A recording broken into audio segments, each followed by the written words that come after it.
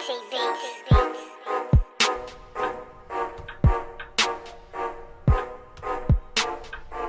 right, that was Leo Azir with The Food Is Ready, but we have our first special guest in the building today who came to join us tonight. We got TK with TKO Mobile Electronics. TK, what's up, man?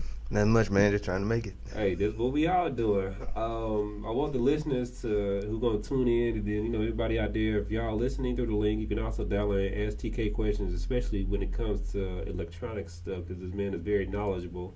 You can do so at 917-889-8041. But for everybody who's going to, they'll go back and, of course, they can't watch us now because we're not live streaming, but they can hear us. But when people go back and watch the video as well when we post it, give us a little background about what got you started in the electronic business. Well, what really got me started is when I was young. My oldest brother, he was noted as the loudest person in Jones County. So, so he was, me and him, I used to love riding in his truck. Uh-huh. And, he was an installer himself. I was there working with him ever since I was 14, so it was in the mix from the beginning. So it developed as, I guess, a passion from there? Yeah, I want to be louder than him. Yeah, that's what I'm talking about, competition. Excuse me, there's nothing wrong with a little healthy competition. So how long have you been doing it, I guess, as your career, your profession? As far as doing installs, I say about 18 years. Okay. As for me going full tilt with it, just only doing that, Mm-hmm. I say about 10. Okay, so you're well versed in the game. You got plenty of, it's like, you're in the deep end of the pool. Yeah. That 10-year mark, that's what they say the pinnacle is of success, is that 10-year mark. If you can do something for 10 years or whatever, you've become the expert in that field because you didn't put in all those hours, to be able to be called that. I got a lot of hours. Yeah. So what do you like, I guess, best as far as, like, 'cause you do the installs, I know you do the home theater systems, the remote starters. Yeah. You got a plethora of services that you can offer people. What do you like doing the best? It really is the vehicle integration, like doing a remote start, and you can use your factory keys to operate it, stuff like that, Mm-hmm. where not every installer or every shop can even offer it to you. Yeah. Just the stuff that, like, hey, look, this is your factory key. Now it does this, Mm-hmm. because the factory really don't want you to do it. Just being able to do the things that everybody else says that can't be done, really. The factory, I guess, they do that by design to where. Man, they make it hard for us. Yeah. Make it hard for us. Newer cars, it's getting to the point now that some of them you just can't even touch them. So, like, is there, like how auto mechanics go and they have to update their, certificates or certifications every year or so? Do they have any type of training courses or programs that you have to go through each year to stay updated? Well, on the 12-volt side of things, you got MECP certifications that you can go get to make that certify as you an installer. But after you get it, there's really no renewal. You're MECP certified technician. Okay. The thing is, it's really based on you. You have to stay up to date. Our field changes about every 6 months. About every 6 months, something new comes out. Mm-hmm.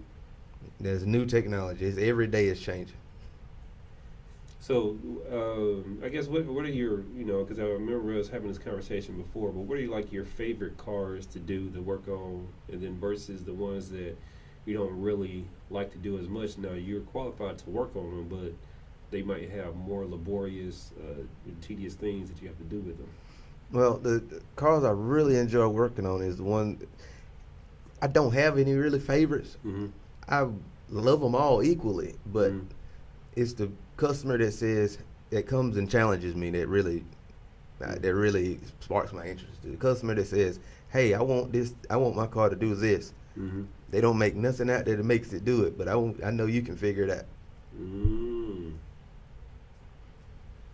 So that's where you at in the game right now, yeah. Yeah. It's not about, just it's about the thrill of being able to do something that it's not out there yet. Mm-hmm. And you being known as that person because you solidify yourself as like the expert and as the go-to person when you do things like that. Exactly. So you're mobile. You go all over the place. Where all do you go? You just centered in Macon, or you middle Georgia, or what? You know, I mainly try to stay in Middle Georgia, Mm-hmm. but you know, I have talked to a couple of people that are in Alabama and a couple of Mm-hmm. people that are in Florida, and you know, if you're willing to pay the mileage, I'm willing to come. Hey, I definitely, if people are willing to get somebody with that level of expertise, because I know, just as I can see as you as a person, and this is your business, I know you're going to put way more into it than like going to a regular company that's set up to where they got to cover like operational costs and payroll and all that stuff, whatever. Of course, you want to make your money, but at the same time, you're directing. You know what I'm saying? That Yeah, the I understand. company. Yeah, it really it sits at the point where I look at each job and I was like, I can be doing it. I can be doing a job and say, well, add this part to make this job better, and make this a better install. Mm-hmm. But they can't afford to purchase this part, so I'll eat. Sometimes I just eat it. I'll lose some of my labor Mm-hmm. because I know this is gonna make this a better install, and I know they gonna love it better this way than Mhm. if I did it without. So do you have a lot of repeat customers then, or do your Yeah. customers just, send you new referrals? Because Well, I don't know what else after you do an install. What else can you do to upgrade somebody's experience with their vehicle?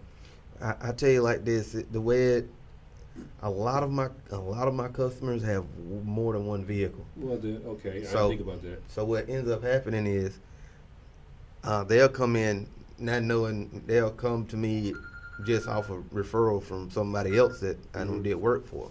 Mm-hmm. I do an install for them, and they be like, "Well, you did a great job on that. I want you to do this now. Mm-hmm. I want you to do my other car." And Yeah. then it spirals, and now now you done all my cars. Hey, come look at my home theater, see what, Mm-hmm.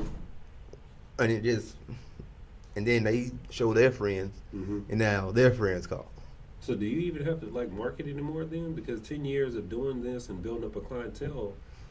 Uh, yeah, you still have to market because there's some the big guys out there Mm-hmm. who are still marketing, Yeah. and it's kind of it makes it a little bit harder for Yeah. for a smaller business. Mhm. I got to market because I need my name to ring in their ears, Mhm. like those the guys' name ring in their ears. Yeah. Because how it is around here. If anybody say anything about car audio, there's one or two names that pop up in their head. Yeah. Now I want to be one of those two names. That's what I'm talking about. There's nothing wrong with that. I think that if that's your passion and that's what you love to do, then why not go and be number one? Mhm. I mean, because I think a lot of these companies, one, they overcharge people once they get that brand name anyway. But then well, the quality of service still sustain itself. Because when you get to a certain point, you get too big, you can lose that that culture that you inhabit within the company or whatever. And I know working within my various companies, especially like with the counseling business, like we have a certain culture that we still sustain, even though I have multiple therapists, I got administrative staffs, I got people out in the field, and it's like 15, 16 people, whatever. And I still keep that culture that's there, that's very unique to us and important to us. But it seems like when you get to a certain point, you just lose that. So, Yeah, you get to what it is you get to a certain point, and as the business owners, I've really put it all on them. They get comfortable. Mm-hmm. Yeah, They do. get comfortable, and they're not don't keep pushing. Like installers are weird creatures. Mm-hmm. If you take an installer and you push them, then they'll go exceed every expectation you got for them. Mm-hmm. If they see, well, I know you said that you have trouble doing this type of install, so here's one for you to do. Mm-hmm. Give them what they're hard at. Give them what's hard to them, and they'll can learn how to do it. And Mm-hmm. now it won't be hard anymore. Yeah. But it got to the point now they just hire anybody off the street. And all right, you're getting paid $7 an hour. Do this. twist this wire together like this, and that's all I need you to do. Wow. They ain't challenging none of them. Yeah. They're not pushing any skill set or developing a skill set to where people can push it and exceed the knowledge of, what they know to, incorporate a higher capacity for learning. How do you like being, a business owner, You know what, man? I love it, but it's scary sometimes. Mm-hmm.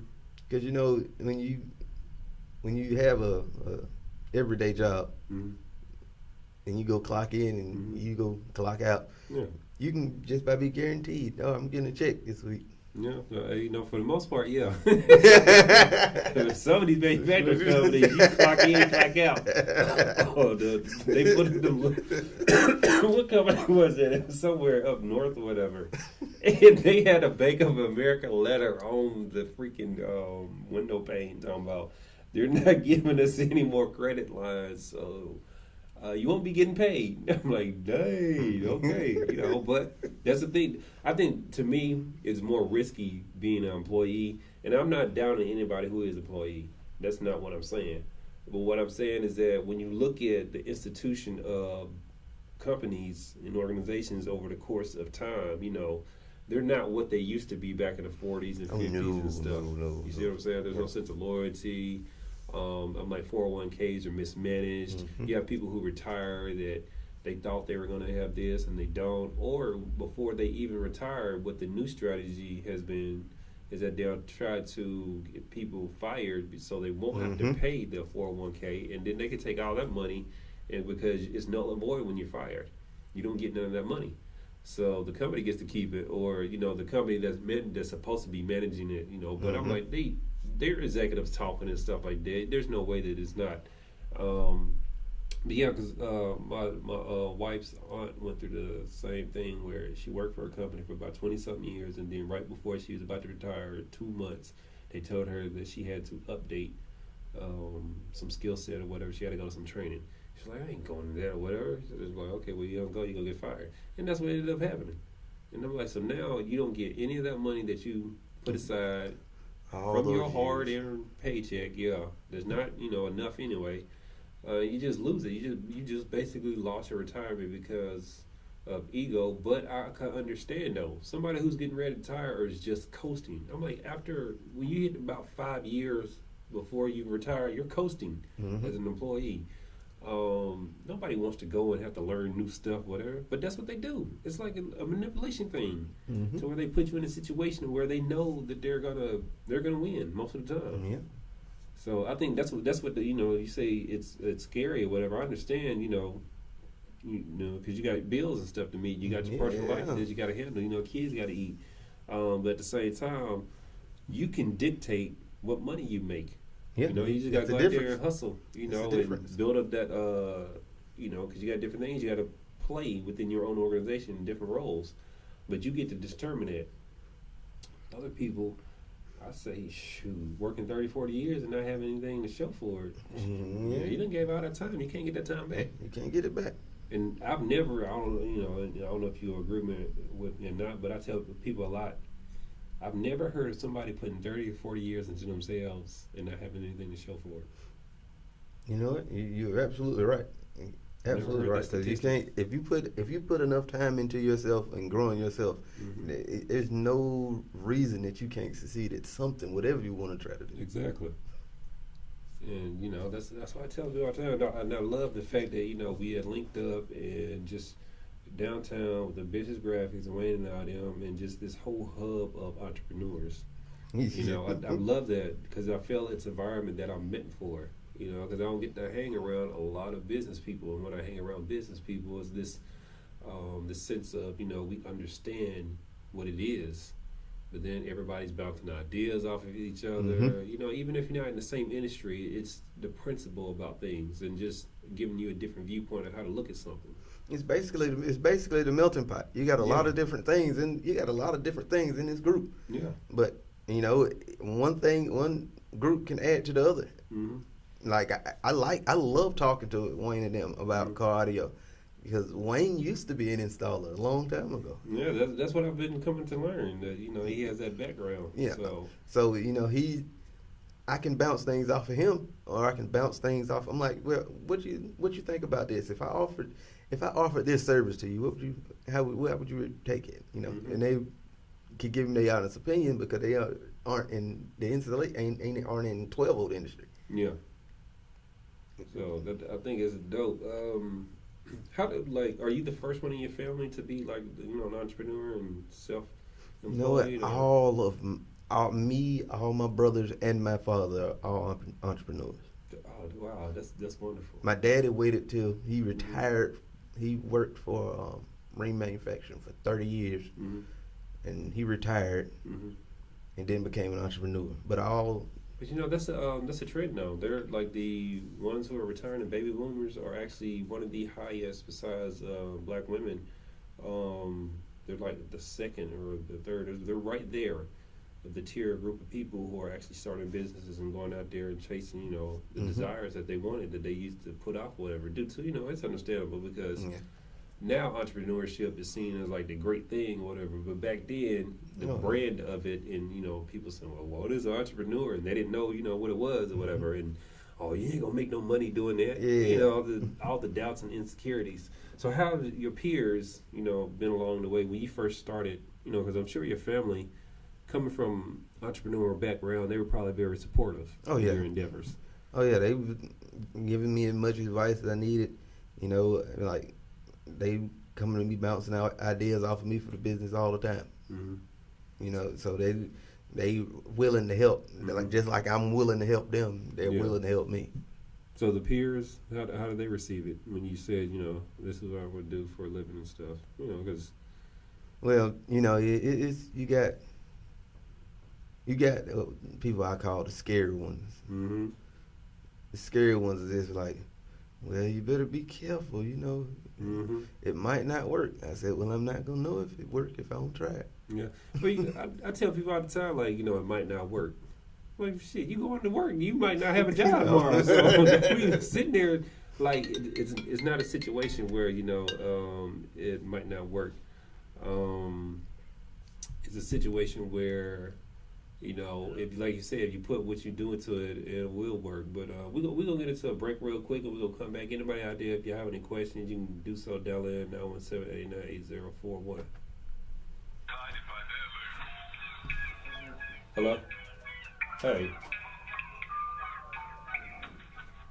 Yeah, we got 3 cars in the parking lot. It's right across from the Macon Habitat Restore. Restore. Yeah. You see, are you on hold out here right now? Oh.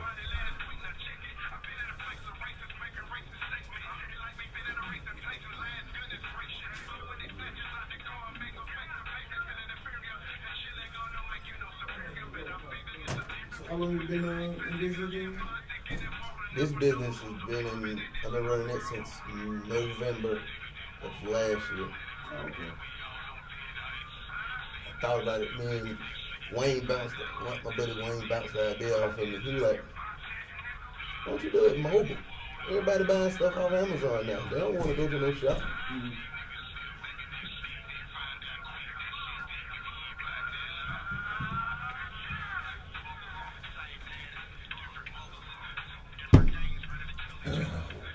Man, I almost got in trouble last night, man.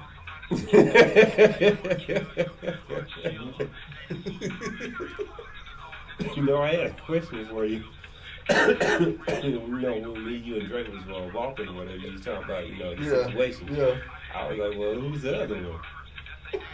I'm trying to sit there and think. So now I got to go and try to analyze, the interactions between everybody and try to figure out who it is. So I'm end up putting 2 and 2 together now. Yeah, it won't be hard. You see it's going to be hard? It won't be hard. Oh, it won't be hard. It won't be hard. I guess I just have to sit back in the cut or whatever and just, observe. Dude, you gotta sit in the cut. You can stay there wide open.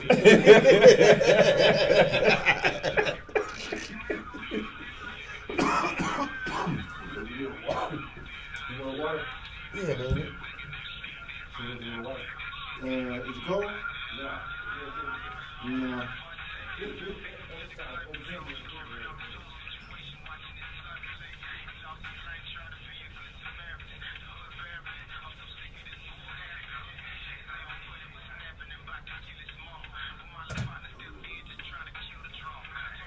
I mean, how you like that camera right now? But this Yeah. huh? How much you want for it? 1200. I need to get that. I need to shoot that to my church. I need to get one. They need one. Does HD, don't it? Yeah, that's cool. All right. You ready? Yep. All right.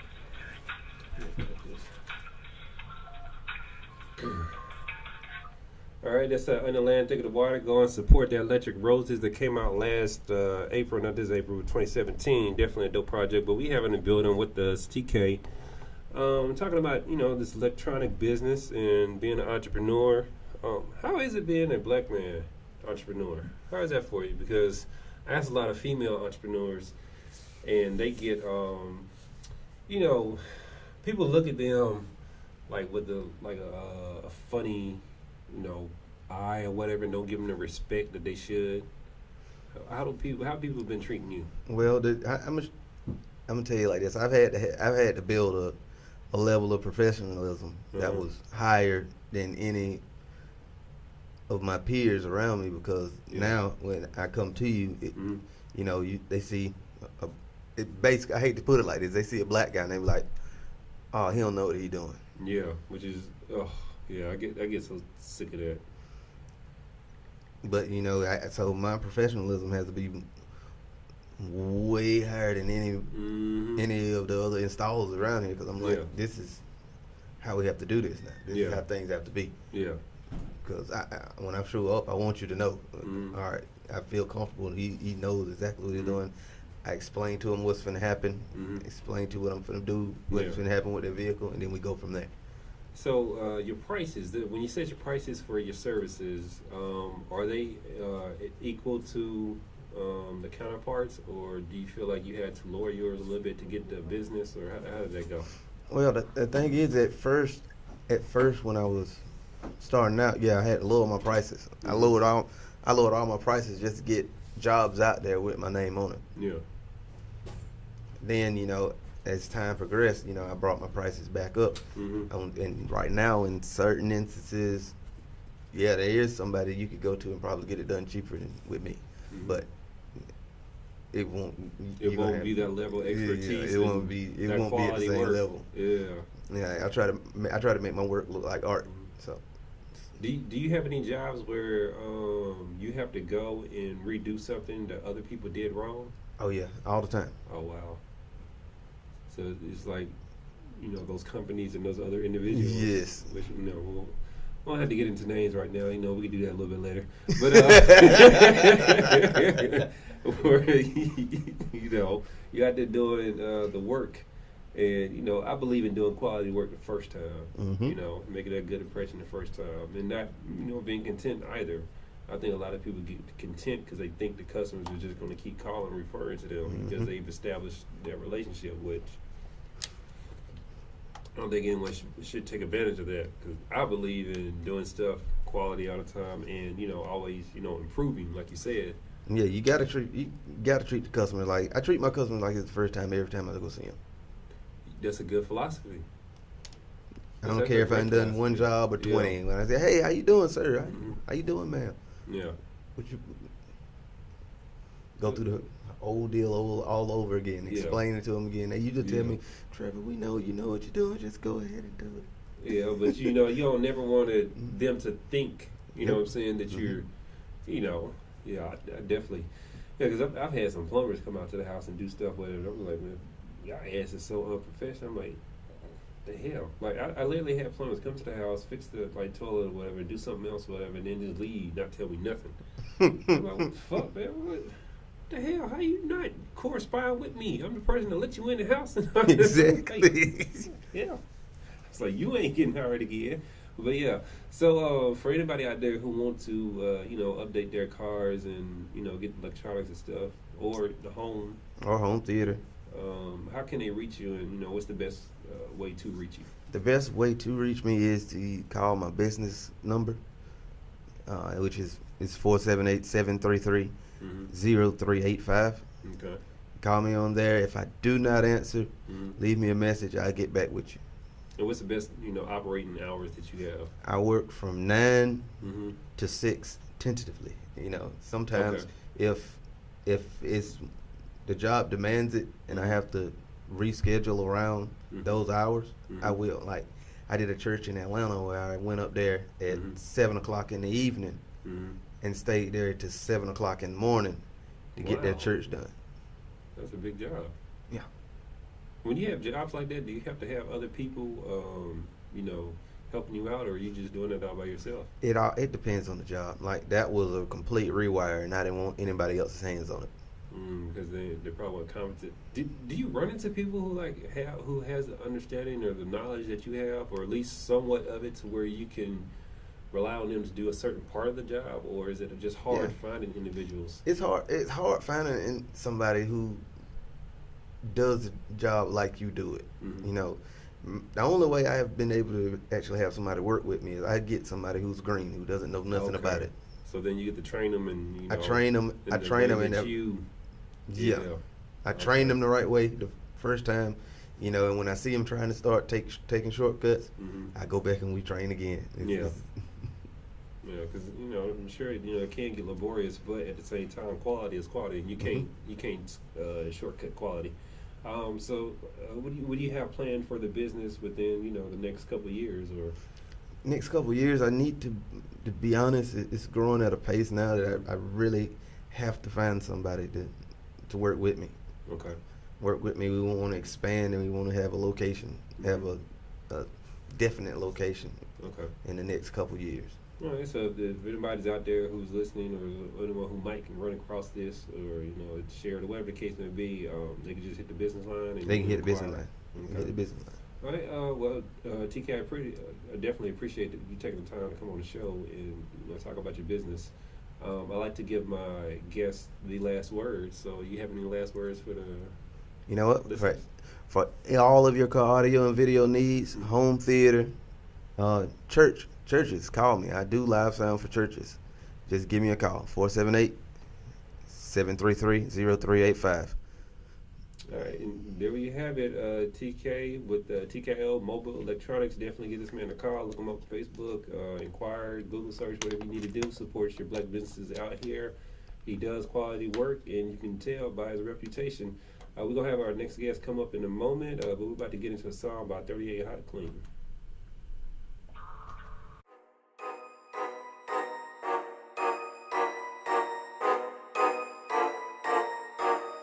CTV.